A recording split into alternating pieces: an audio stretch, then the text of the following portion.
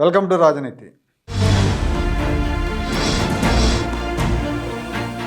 పనోడు పందిరేస్తే పిచ్చుకల వాలగానే కూలిపోయిందని ఒక సామెత ఒకటి ఉంది, మనకు పాత సామెత. ఆ సామెతను నిజం చేస్తున్నాడు ముఖ్యమంత్రి జగన్మోహన్ రెడ్డి. ఆయన సుడేంటో కానీ 5 ఏళ్లలో ఆయన కట్టిన వాటికంటే కూల్చినవే ఎక్కువ. ఆయన కూల్చివేతలతోనే పరిపాలన మొదలుపెట్టాడు. ప్రజావేదికను కూల్చి పరిపాలన మొదలుపెట్టాడు.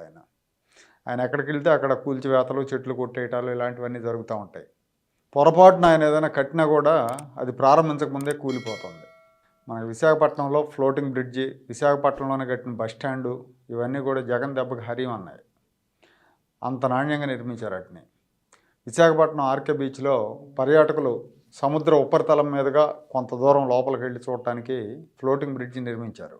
విఎంఆర్డీఏ వాళ్ళు పబ్లిక్ ప్రైవేట్ పార్ట్నర్షిప్లో దీన్ని నిర్మించారు. దీని నిర్మాణానికి 1,60,00,000 ఖర్చు చేశారు. సీఎం బాబాయ్ వైవి సుబ్బారెడ్డి గారు దీన్ని ఆర్భాటంగా ప్రారంభించారు. అయితే ప్రారంభించిన 24 గంటల్లోనే పర్యాటకులు ఇంకా దాని మీదకి రాకముందే అలల తాకిడికి బ్రిడ్జి చల్లా చెదురైపోయింది. అసలు ఆ బ్రిడ్జి ఏర్పాటు చేసిన ప్రాంతం లోతు ఎక్కువ, పెద్ద పెద్ద బండరాళ్ళు ఉంటాయి, బలమైన చాలా వేగంతో బలంగా అలలు వస్తాయి. ఇక్కడ నిర్మాణానికి ఇది పనికిరాదని చెప్పి పర్యాటక శాఖ అధికారులు అభ్యంతరం వ్యక్తం చేసినా కూడా అధికార పార్టీ నాయకులు వినలేదు. 1,60,00,000 ఖర్చు పెట్టి ఎన్నికల కోడ్ రావడానికి ముందు హడావిడిగా ప్రారంభించారు. ఇదేమో మొత్తం సముద్రంలో పోసేశారు 1,60,00,000. ఇప్పుడు ఇదే విశాఖపట్నంలో జీవీఎంసీ కార్యాలయం ముందు కూడా ఎంతో అధునాతంగా నిర్మిస్తున్నామని చెప్పి ఆర్భాటంగా ముఖ్యమంత్రి జగన్మోహన్ రెడ్డి గారు ప్రారంభించిన బస్ షెల్టర్ కూడా ఉన్నట్టుండి కుప్పకూలిపోయింది. గాలి లేదు, వాన లేదు, షెల్టర్ కూలిపోయింది. ఆ సమయంలో ప్రయాణికులు లేకపోవడంతో ప్రాణాపాయం తప్పింది. అంత నాణ్యంగా కట్టారు దాన్ని. ఇక నిన్న చూసాము, మొన్న కుప్పం ప్రాంతానికి హంద్రీనేవా జలాల విడుదల కూడా ఒక ప్రహసనంలా మార్చేశాడు జగన్మోహన్ రెడ్డి. ఎన్నికలకు ముందు ప్రజలను మభ్యపెట్టడానికి అన్సీజన్లో అవసరం లేనప్పుడు రైతులకి నీటి విడుదల కార్యక్రమం నిర్వహించారు. ఈ సందర్భంగా ముఖ్యమంత్రి తనను తాను పొగుడుకుంటూ చంద్రబాబును తెగుడుతూ పెద్ద పెద్ద మాటలే మాట్లాడాడు. 672 కిలోమీటర్ల దూరంలో శ్రీశైలం నుంచి కృష్ణా జలాల కుప్పం ప్రాంతానికి తానే లాక్కొని వచ్చినట్టుగా బిల్డప్ ఇచ్చారు. మొత్తం పనంతా ఆయన చేసినట్టు చెప్పుకున్నారు. వాస్తవానికి తెలుగుదేశం హయాంలోనే 87% పనులు పూర్తయ్యాయి.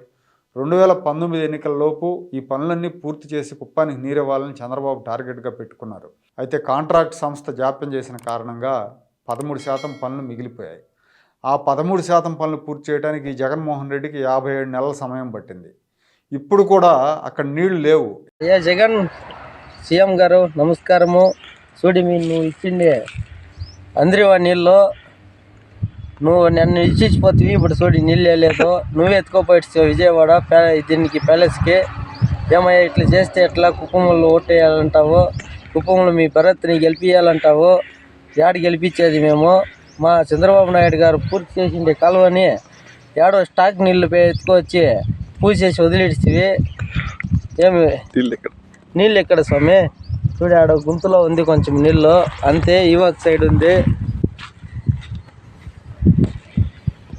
ఎక్కడో పైన నిలబడిపోయిన నీళ్లను కిందకు పంప్ చేసి ఆ గేట్ల దగ్గర జగన్తో గేట్లు ఎత్తించారు. మధ్యాహ్నం గేట్లు ఎత్తారు ఆయన. రాత్రి 10:30 కల్లా నీటి ప్రవాహం ఆగిపోయింది. ఎందుకంటే నీళ్లు లేవు అక్కడ. తెల్లారి చూస్తే జగన్ ఎత్తిన గేట్లను కూడా ఓడ తీసుకొని తరలించేశారు. ఇది మరీ ఆశ్చర్యంగా ఉంది. మనం వీడియోలో చూడొచ్చు. మొత్తం గేట్లు ఆయన ఎత్తారు గేట్లు. ఆ ఎత్తిన గేట్లన్నింటినీ తీసుకెళ్ళిపోతున్నారు. ఎందుకంటే నీళ్లు లేవు కదా, ఇంక గేట్లతో పని ఏందన్నారు. దీంతో ఆ ప్రాంత రైతులందరూ కూడా ఆ నీళ్లు లేని కాలువలో ధర్నా చేసి సీఎంకి వ్యతిరేకంగా నినాదాలు చేస్తూ నిరసన తెలిపారు. ఎవరిని ఫూల్స్ని చేయాలని జగన్మోహన్ రెడ్డి ఇలాంటి పనులు చేస్తున్నాడు?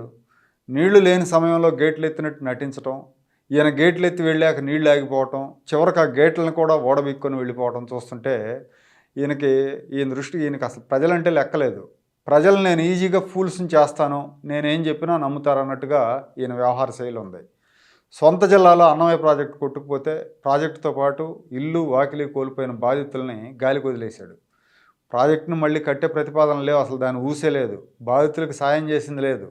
ప్రకాశం జిల్లాలో గుండ్లకం ప్రాజెక్టు గేటు కొట్టుకుపోతే ఆఫ్టర్ ఆల్ ఒక గేటు పెట్టించలేకపోవడం వల్ల ప్రాజెక్టులో నీళ్లన్నీ సముద్రం పాలయ్యాయి. రైతులు సాగునీరు లేక ఇబ్బంది పడతా ఉన్నారు.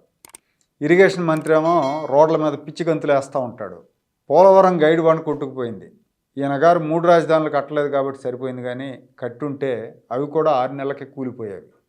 పక్క రాష్ట్రంలో ఈయన గురువు కేసీఆర్ కట్టిన కాళేశ్వరం ప్రాజెక్టును చూస్తున్నాగా పిల్లర్ల బద్దలుగా పగుళ్ళు ఇస్తున్నాయి. నీళ్లు నిల్వ చేస్తే కూలిపోయే పరిస్థితి ఉండటంతో నీళ్ళన్నింటినీ కిందకు వదిలేస్తున్నారు. 1,00,000 కోట్ల రూపాయలు గోదాట్లో పోశారు. మన అదృష్టం కొద్దీ ఈయన 3 రాజధానుల ప్రతిపాదన ముందుకు పోలేదు. పోయి ఉంటే కాళేశ్వరం పేరుతో గురువు దోచుకున్నట్టు రాజధానుల పేరుతో శిష్యుడు కూడా దోచుకునేవాడు.